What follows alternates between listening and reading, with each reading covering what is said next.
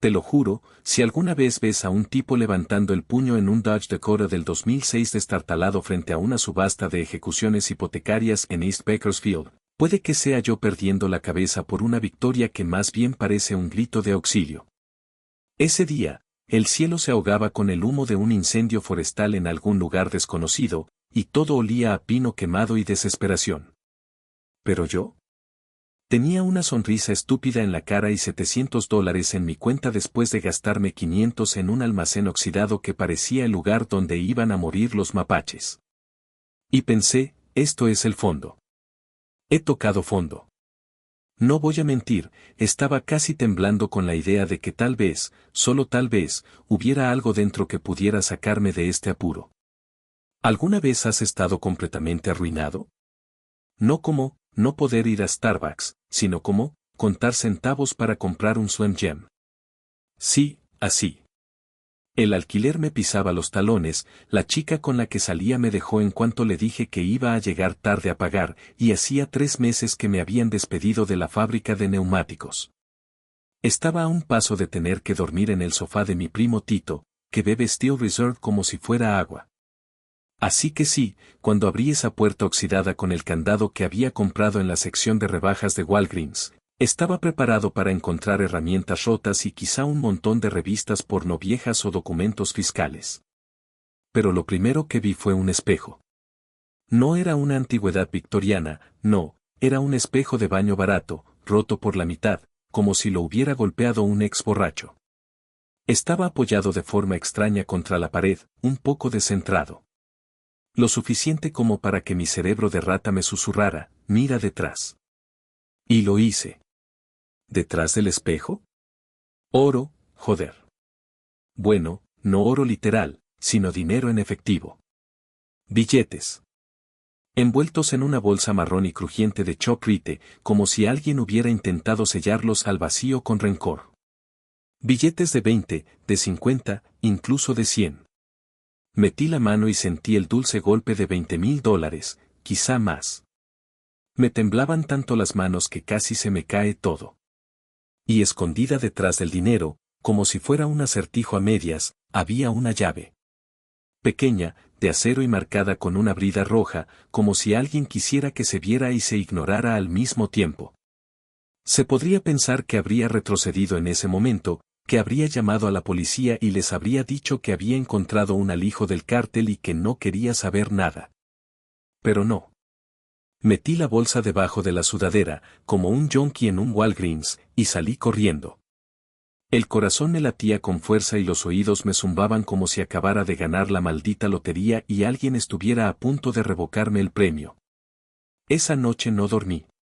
No porque tuviera miedo, sino porque no podía dejar de contar. $27,460. Lo extendí todo sobre mi colchón de mierda como un aspirante a Scarface. Los billetes olían a moho y nicotina, y ni siquiera me importaba. Sentía que acababa de agarrar al destino por los cojones. La llave la metí en el cajón de los calcetines. Pensé que si era para algo, ya lo sabría más adelante. Mi cerebro estaba demasiado frito por la dopamina como para preocuparse. A la mañana siguiente salí y le pagué al casero 6 meses en efectivo, solo para ver la mirada sospechosa en su cara de idiota. Compré comida que no venía en cajas. Saqué una foto de los recibos como si ahora fuera rico. Las 2 semanas siguientes fueron de feliz ignorancia. No dejé de trabajar duro, ni hablar, empecé a vender lo que encontraba en ese almacén. Una máquina recreativa estropeada, algunas herramientas oxidadas, incluso un video que, de alguna manera, todavía funcionaba. Facebook Marketplace era mi patio de recreo. La gente compraba cualquier cosa si le ponías la etiqueta, vintage. Entonces llamaron a la puerta. Era lunes, por supuesto, y yo estaba medio vestido, con resaca por un pack de 6 cervezas y tequila caducado que encontré en una de las cajas. El golpe tampoco fue muy educado. Fue fuerte, como si alguien golpeara la madera con un ladrillo. Boom. Boom. Boom. Eché un vistazo a través de las persianas rotas y lo vi. Un tipo alto, de unos 40 años, con el pelo rapado, la cara de un pitbull entrenado para no morder, pero que está pensando en hacerlo. Chaqueta negra, vaqueros demasiado limpios para esta parte de la ciudad. No parecía un cobrador. Tampoco parecía un policía. Simplemente, raro. Fuera de lugar. Abrí la puerta. ¿Eres Raúl?, preguntó. Su voz era suave, demasiado suave. Como la de alguien que ha hecho cosas malas en habitaciones silenciosas. Depende, dije, todavía medio escondido. No pestañeó. Estoy buscando algo. Algo que desapareció de un trastero que recogiste hace un par de semanas. Me reí, fingidamente, nervioso. Tío, tú y la mitad de los yonkis de Bakersfield. ¿Qué, te dejaste tu recopilatorio ahí? No se rió. Solo me miró fijamente. Había un espejo. Detrás, un paquete. Ese paquete no es tuyo. Se me hizo un nudo en el estómago. No era una retorcida sensación poética. Simplemente se hundió. Como si me hubieran echado un peso encima y hubiera olvidado cómo respirar. Me encogí de hombros, intentando hacerme el tonto. No sé de qué hablas. Sonrió. Apenas. Este es el trato. Devuélvelo y te quedas con una parte. Es justo. Sin dramas. ¿Cuánto? Lo suficiente. Cerré la puerta de un portazo. Porque que se fuera a la mierda. Que se fuera él, su chaqueta, sus amenazas educadas y sus ojos que parecían haber visto sangrar a gente. Yo no había pedido nada, pero estaba claro que no se lo iba a entregar. Ese fue el momento en que todo empezó a torcerse. ¿Al día siguiente? Mi camioneta tenía un corte en el costado tan grande que cabía mi puño. No robaron nada. Solo era un mensaje. Más tarde, alguien arrancó mi buzón de las bisagras. A la policía no le importó, dijeron que probablemente habían sido unos niños. Claro, niños con precisión quirúrgica y cuchillos caros. Dejé de dormir con la luz apagada.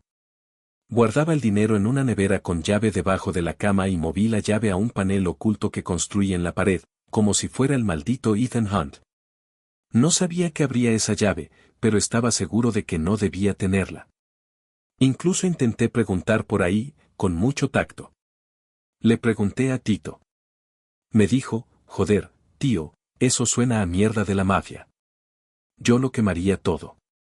Ese es el consejo de Tito para todo. ¿Se rompe la estufa? Quémala. ¿Te engaña tu novia? Quema sus zapatos. Aún así, guardé ese dinero. Me aferré a él como si pudiera protegerme del tipo que sabía demasiado. Porque ahora no se trataba solo de las facturas. Se trataba de quién demonios era ese tipo, que abría la llave y porque el aire a mi alrededor se sentía un poco más frío cada vez que salía de casa. Y sí, empecé a mirar por encima del hombro. Porque una vez que encuentras algo que no debías, todo el mundo empieza a actuar como si les debieras algo. 3 días después de que ese tipo llamara a mi puerta, encontré huellas en la tierra justo debajo de la ventana trasera, eran del número 46, profundas y deliberadas, como si quien las hubiera hecho quisiera que las viera. El problema es que no había llovido en días. No había motivo para que la tierra estuviera tan blanda, a menos que alguien la hubiera regado o hubiera cavado con los talones. Y sí, soy un tipo paranoico, pero no se pueden ignorar unas huellas así cuando un psicópata silencioso ya te ha insinuado que quiere lo que hay debajo de tu cama. Empecé a dormir con las botas puestas. No porque pensara que tendría que correr, no soy tan atlético, pero pensé que si las cosas se torcían, al menos estaría listo para romperle los dientes a alguien mientras salía. Así era mi vida ahora. Hiperalerta. Escuchando el zumbido de la nevera como si fuera un código Morse. Mirando los faros a través de las persianas. Cada pequeño ruido se convertía en una amenaza potencial, y déjame decirte que nada te agota más que mirar por encima del hombro a tu maldito ventilador de techo.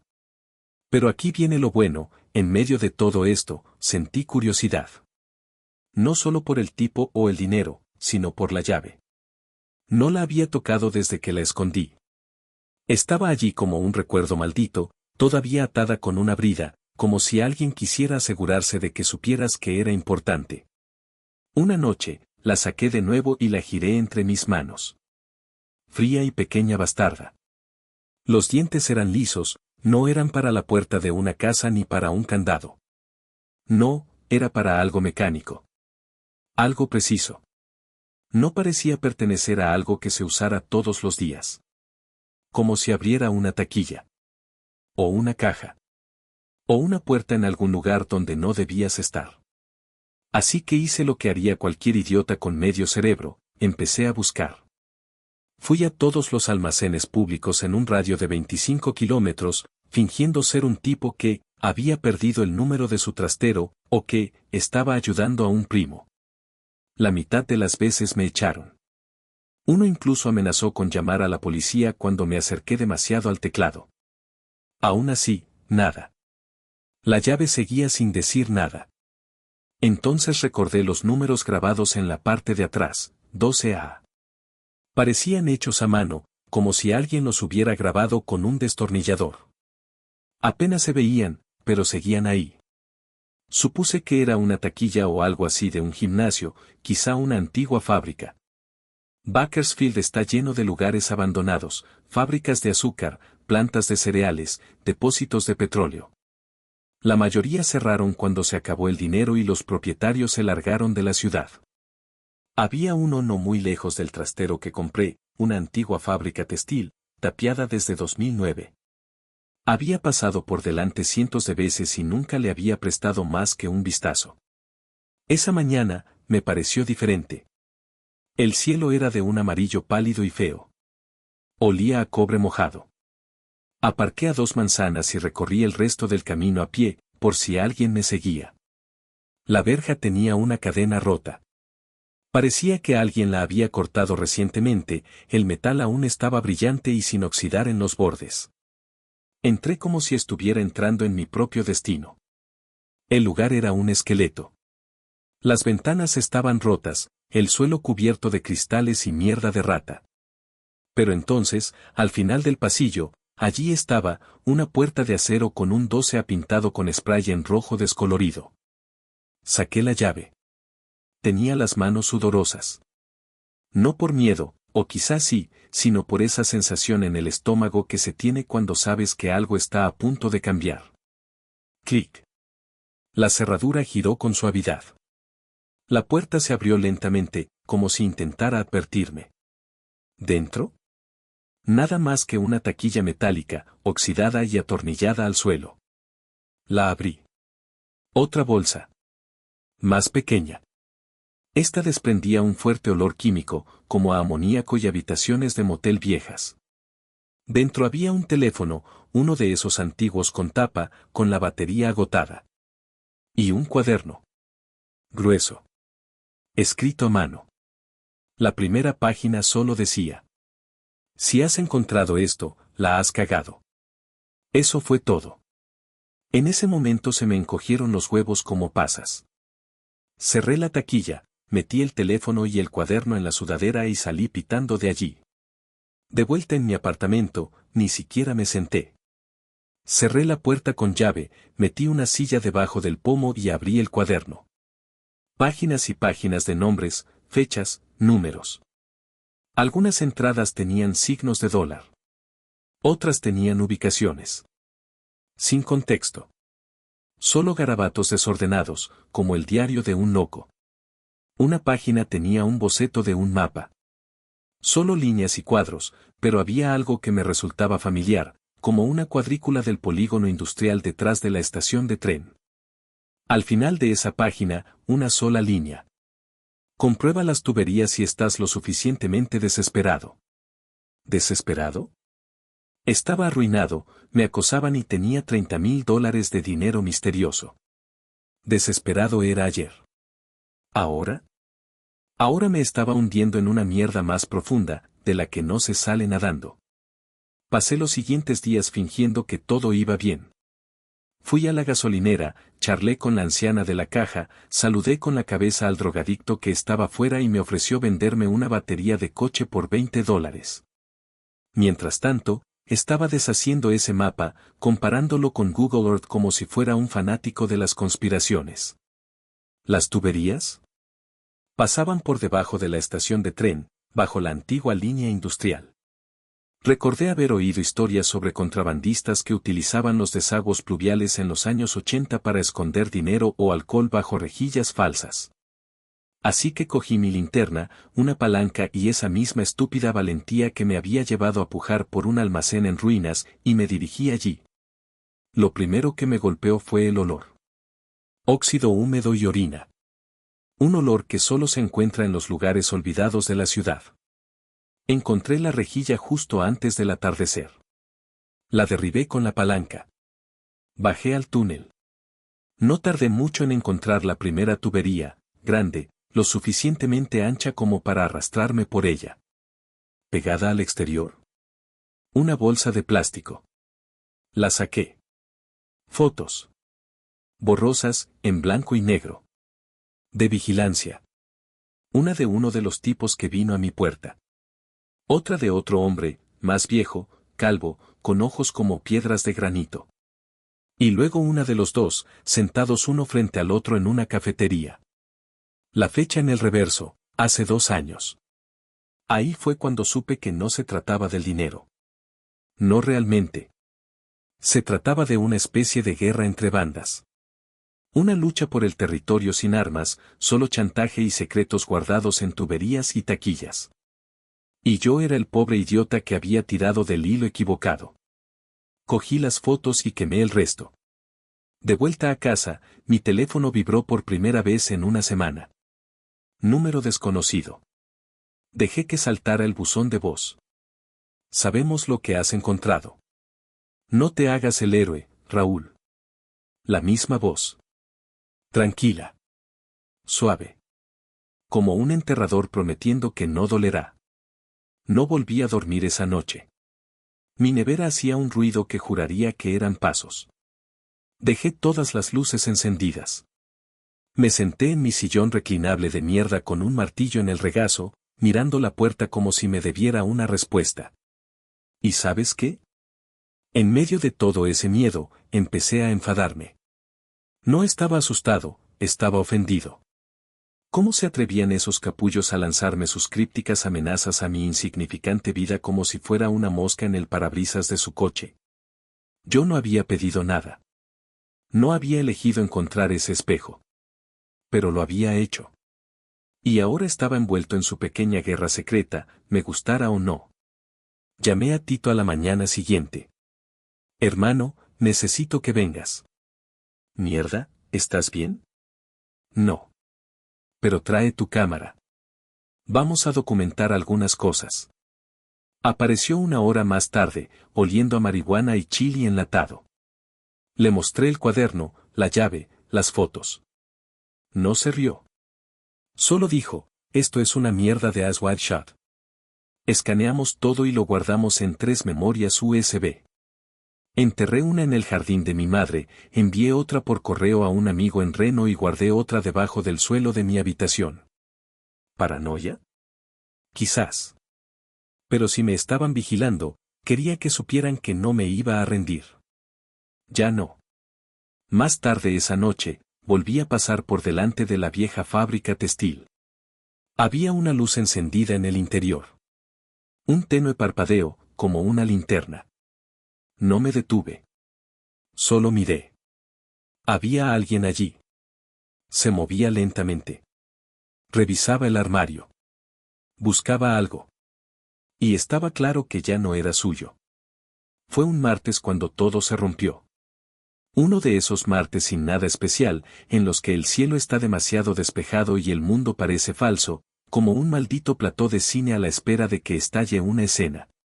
Me desperté sudando entre las sábanas, no por pesadillas, sino por esa sensación empalagosa y espeluznante de que alguien había estado en mi apartamento. Y no cualquiera. Él. El plástico que había pegado con cinta adhesiva sobre la rejilla de ventilación se había despegado. Solo una esquina, como si una rata lo hubiera mordido. No tenía ratas.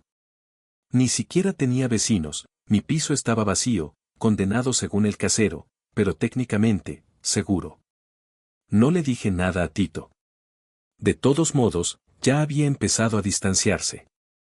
Cuanto más indagaba, más nervioso se ponía, como si la tensión a mi alrededor se le contagiara. La última vez que llamé, me dijo, no estás maldito, hermano, eres contagioso. Y colgó. Así que volví a estar solo. Solo yo, el dinero, la llave, el teléfono desechable que no podía cargar y un cuaderno lleno de secretos medio ilegibles. Cogí un autobús al otro lado de la ciudad. Me puse una sudadera con capucha, gafas de sol y una gorra, como si fuera a atracar una licorería. Ya no tenía miedo. Estaba resignado. Era como si hubiera resbalado por una grieta en la realidad y ahora lo único que podía hacer era seguir caminando hasta encontrar el agujero al otro lado. Me quedaba un lugar por revisar, un bar de mala muerte llamado La Perdida, escondido debajo de una bolera abandonada en Truman. Aparecía 2 veces en el cuaderno, una con una cantidad en dólares y otra con las iniciales, sí, S, al lado. Era todo lo que tenía. Cuando entré, casi me voy. El lugar olía a cerveza derramada, lejía y desesperación. El tipo de bar al que la gente iba para desaparecer, no del mundo, sino de sí misma. Pero entonces lo vi. No era el psicópata rapado, sino alguien mayor. Calvo. Robusto. Llevaba una camisa de franela descolorida con quemaduras de cigarrillos en la manga. Estaba sentado al final de la barra como si se hubiera fusionado con el taburete. Reconocí sus ojos por las fotos que había sacado de la tubería. Fríos. Indiferentes. Calculadores. Me senté a unos asientos de distancia. Pedí una cerveza que no bebí. Esperé. Pasaron 10 minutos. Luego 20. Entonces me miró. Solo una mirada. Fue suficiente. Se levantó, pasó junto a mí y dejó caer un recibo doblado en mi regazo sin detener el paso. Esperé a que se fuera del bar para abrirlo. Solo decía, callejón trasero. 5 minutos. Ven solo. Podría haberme ido. Debería haberme ido. Pero no lo hice. El callejón estaba oscuro y olía a carne podrida y orina vieja. Una sola bombilla parpadeaba sobre la puerta, como si intentara advertirme de nuevo. Él estaba allí, de pie, con los brazos cruzados, como un portero en la puerta del infierno. ¿Tú eres Raúl? No era una pregunta. Asentí con la cabeza. Él suspiró. Mierda. Luego se recostó contra la pared, encendió un cigarrillo y me miró como si fuera una mosca zumbando en su sopa. No sabes en qué te has metido, ¿verdad? Me encogí de hombros. Solo algo de dinero y una llave. Se rió. Un sonido amargo y sibilante. Chico, has encontrado el fusible de una bomba muy vieja y muy silenciosa. Y entonces me lo contó. No todo. Pero lo suficiente. ¿El tipo que vino a mi puerta? Se llamaba Carter. Solía encargarse de la limpieza para el dueño de un bar llamado Santiago, el hombre que ahora estaba frente a mí. Hace años, Santiago se volvió listo y empezó a esconder dinero de su exmujer antes de un divorcio que nunca llegó a consumarse. Ella desapareció a mitad del proceso, se marchó de la ciudad y dejó el dinero. Carter se enteró. Cogió el alijo. Lo escondió. Pensó que estaría a salvo. Hasta que compré el trastero equivocado en la subasta equivocada. Santiago encendió otro cigarrillo.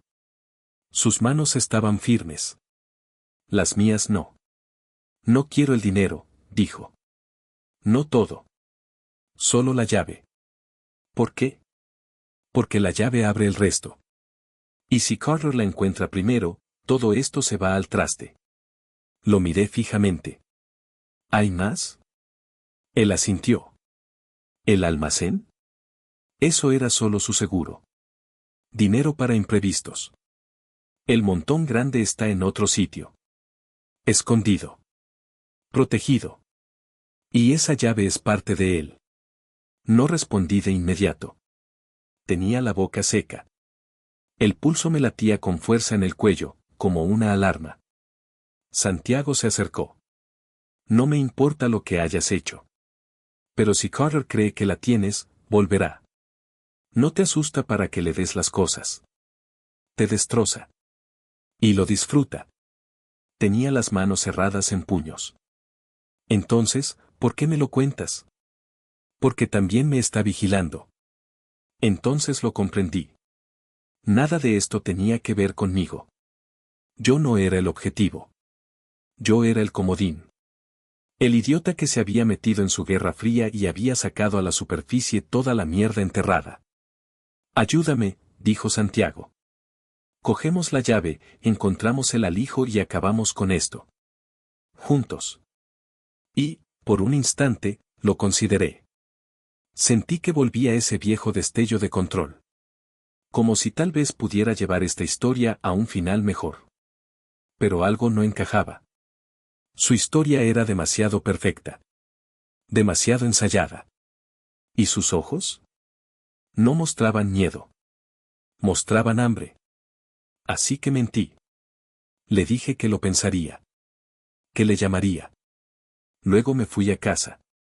No dormí. Otra vez. Me quedé mirando la llave, el cuaderno, la nevera llena de billetes. Intenté imaginar cómo sería mi vida si desapareciera al día siguiente. Sin funeral. Sin nadie que hiciera preguntas. Solo otro fantasma en una ciudad que olvida a gente como yo todos los días. Y entonces lo vi. El mismo coche de hacía 2 semanas. Aparcado al otro lado de la calle. Sin luces. Sin motor. Simplemente allí. Observando. Me levanté, me acerqué a la ventana y les hice un corte de mangas. A la mierda la sutileza. El coche no se movió. Así que tomé una decisión. Recogí todo, la llave, el cuaderno, el dinero, la memoria USB, y lo metí en una mochila. Conduje 1 hora hasta el desierto. Sin destino. Solo tierra, silencio y el fantasma de aquel incendio forestal de hacía meses, que aún apestaba en el aire. Encontré un árbol muerto. Lo enterré todo. Sin coordenadas. Sin puntos de referencia. Solo polvo. Y cuando volví a Bakersfield, era libre. Al menos por un día. Porque 2 días después, el bar de Santiago se incendió. Dijeron que fue un cortocircuito. Yo digo que es mentira. ¿Y Carter? Nunca volví a saber nada de él. Pero a veces, juraría que todavía lo veo. En reflejos. En multitudes. Siempre fuera de mi alcance. Como una sombra que sabe mi nombre, pero aún no ha decidido qué hacer con él. Ya no tengo la llave. No tengo el dinero. No tengo nada más que el recuerdo de haber estado a punto de ser rico, de ser importante, de morir. Y, de alguna manera retorcida, eso es suficiente. Porque en un mundo construido sobre mentiras y libros de contabilidad, a veces marcharse es la mayor forma de mandar a alguien a la mierda.